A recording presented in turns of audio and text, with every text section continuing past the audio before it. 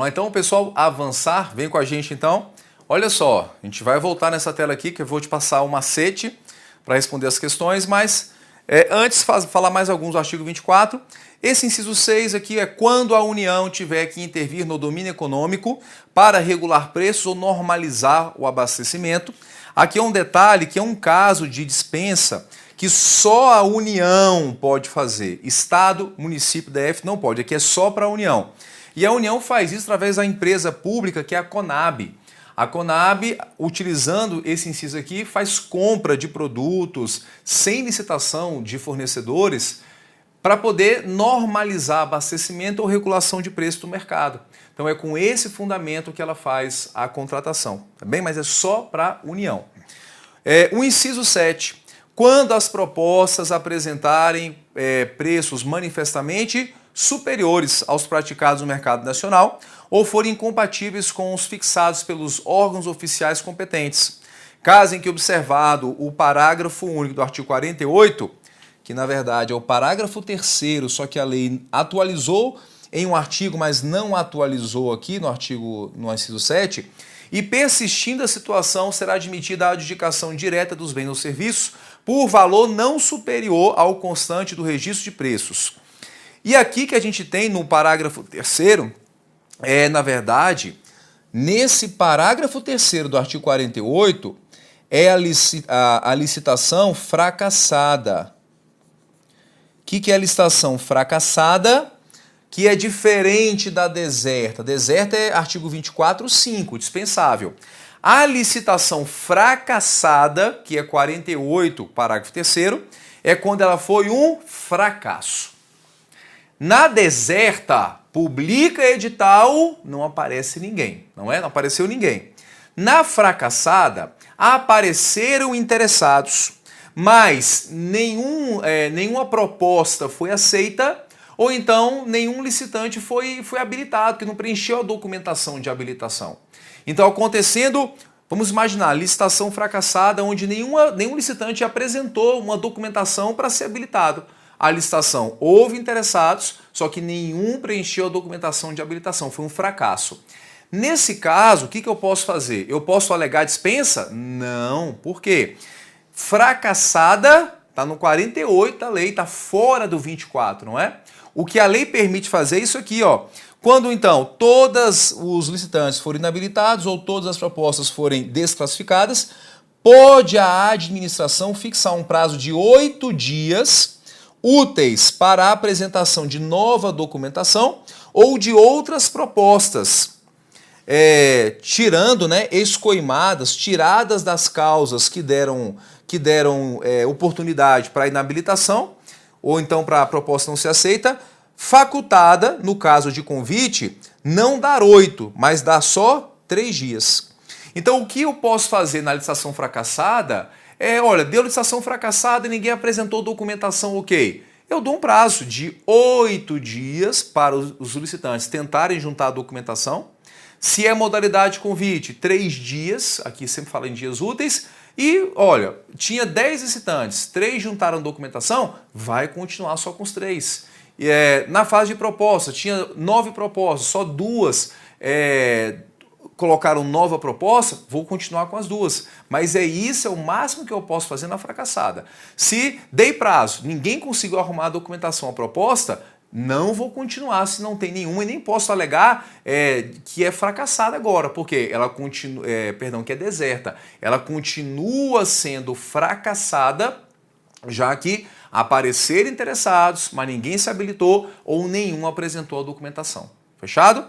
E o inciso 7 aqui então agora, a gente falou do 6, agora o 7, quando todas as propostas tiverem preços superiores aos do mercado nacional, ou forem preços incompatíveis com aqueles fixados pelos órgãos oficiais, caso então agora voltando, que eu posso dar um prazo para a apresentação de nova proposta, ninguém apresentou uma proposta condizente, ou seja, persistindo a situação, já que os preços são elevados, eu posso fazer, leia-se aqui, ó, contratação direta dos bens ou dos serviços por valor não superior aos preços que eu já tenho registrados no órgão ou do serviço.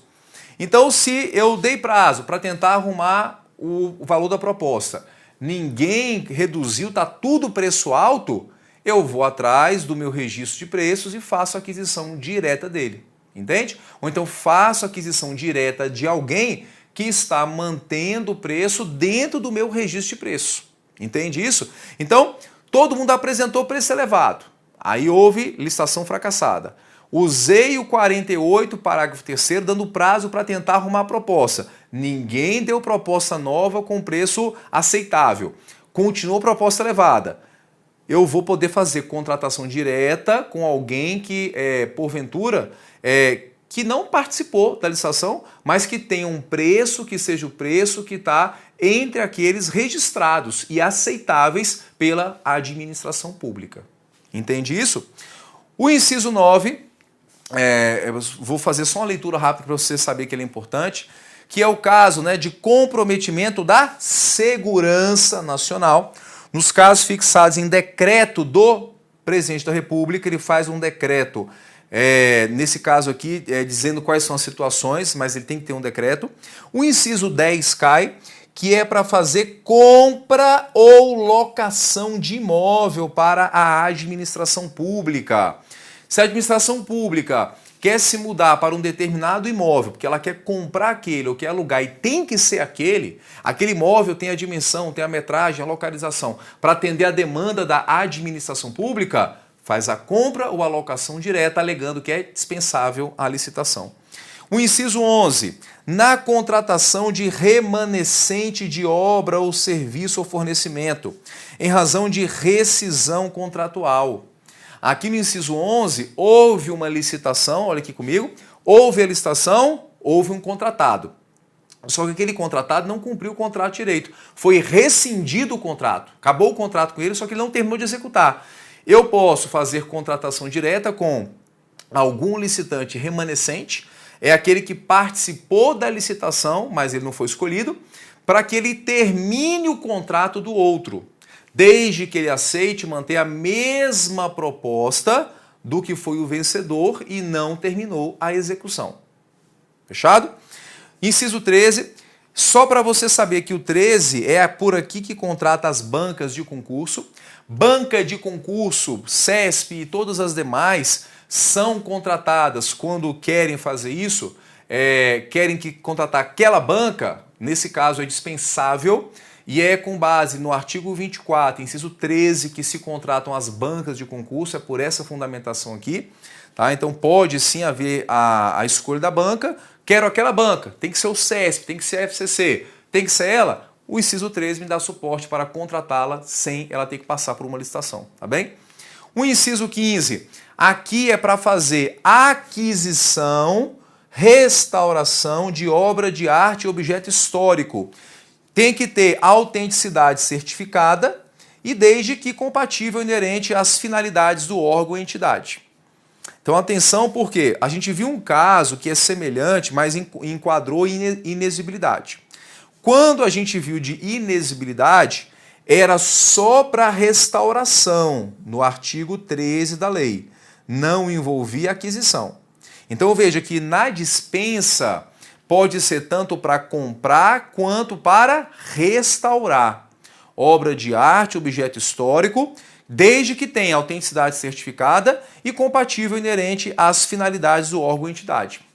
A diferença aqui, pessoal, é que se eu quero restaurar uma obra de arte, imagina que eu tenho o Museu da República, nesse caso é compatível com o museu ter obra de arte e objeto histórico. Quero restaurar ali no caso quero restaurar um objeto, objetos também. Se não tem situação excepcional, eu não posso alegar a inexigibilidade e contratar aquele profissional. Agora, pode caber que seja dispensável, desde que tenha autenticidade certificada e seja compatível com as finalidades do órgão. O museu é para guardar objeto de arte e valor histórico. Então, o Museu da República poderia contratar, mediante dispensa, alguém para fazer restauração ou para fazer até compra, aquisição de um objeto de arte, objeto histórico, porque é compatível com as suas finalidades principais. Entende? Agora, se quiser pôr inexigibilidade, tem que ter aquele adicional, que é uma situação que seja muito excepcional.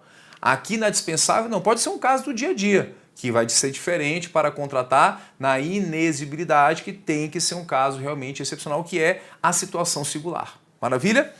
O inciso 20, na contratação de associação de pessoas com deficiência, esse aqui eu deixei só para você saber que é importante. Todos que eu coloquei aqui são os mais importantes, mas todos são importantes, tá bem?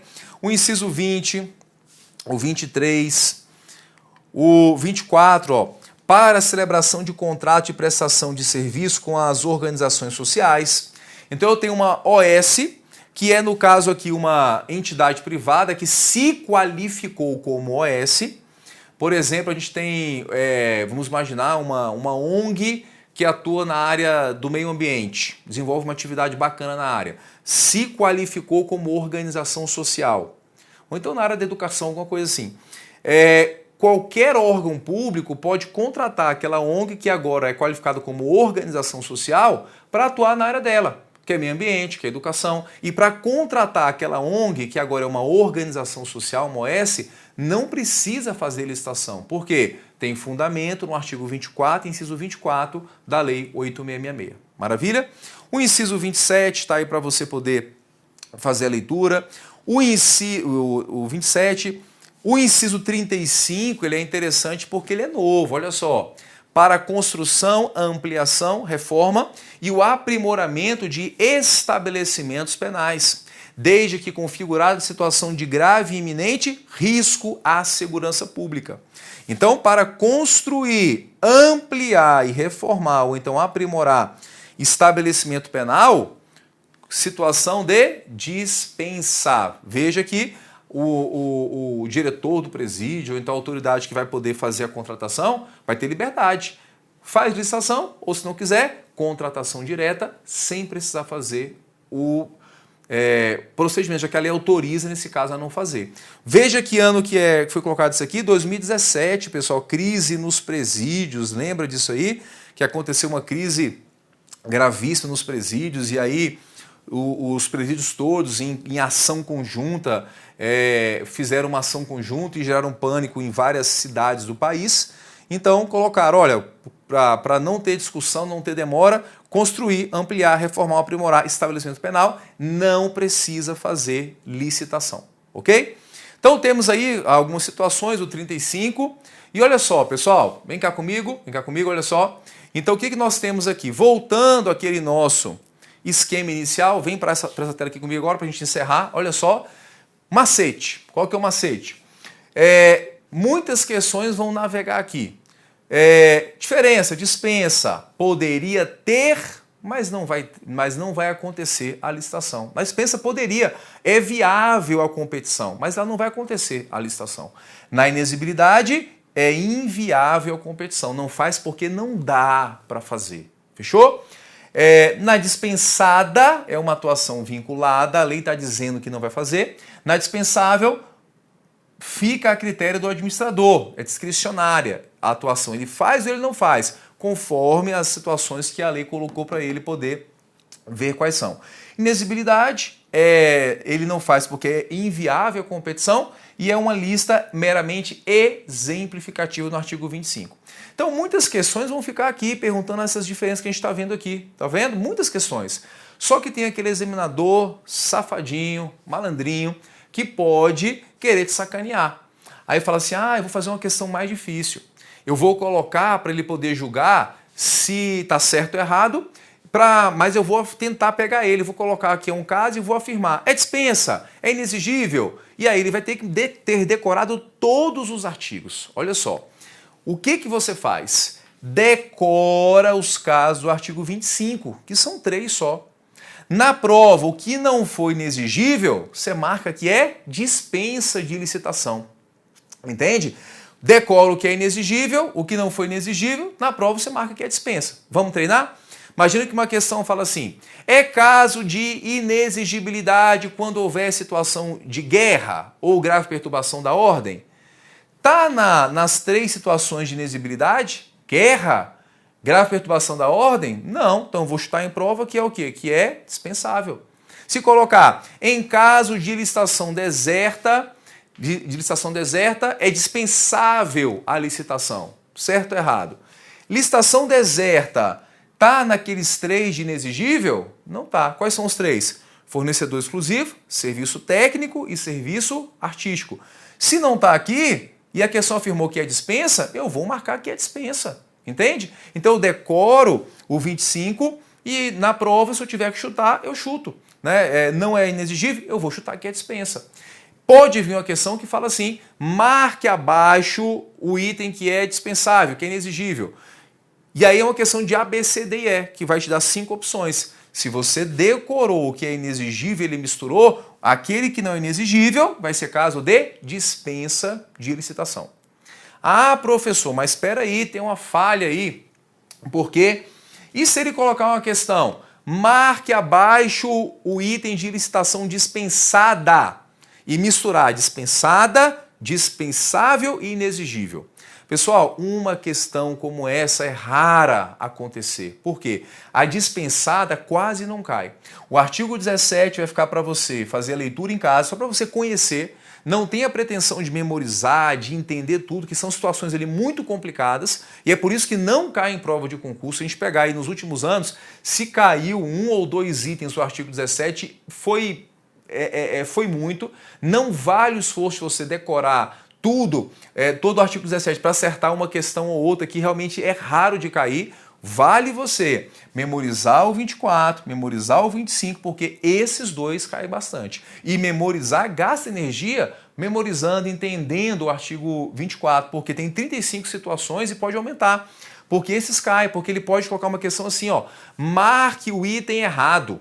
Pega 5 itens do artigo 24, deixa 4 certinhos e ele bota uma palavrinha errada. Só vai acertar quem realmente entende, que memorizou a lei.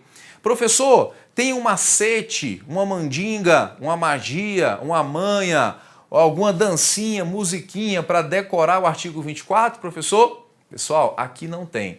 Aqui é o macete de sentar a bunda na cadeira, realmente estudar. Vai sentar, vai ficar com o bumbum doendo, de tanto ler, reler, dor no pescoço, dor na nuca, mas esse é o macete, é a resistência. É você ler, reler, ler mais uma vez, fazer uma revisão antes da prova, para você lembrar de cada situação. Vai lembrar, na hora da prova, fez uma revisão antes da prova, um dia antes. No dia da prova você vai estar lembrando de tudo, mas no dia seguinte você vai esquecer, porque você vai usar a memória de curto prazo. Mas aqui no artigo 24 é assim, é você memorizar, vai memorizar alguns incisos, mas todos você não consegue. Revisão um dia antes, resgata na memória de curto prazo, vai para a prova, faz a questão, depois vai se perder. Mas para a prova, você se lembrar é o que nos interessa aqui. Fechado? Então, pessoal, ficamos aqui e até um próximo encontro com mais Direito Administrativo. Até lá!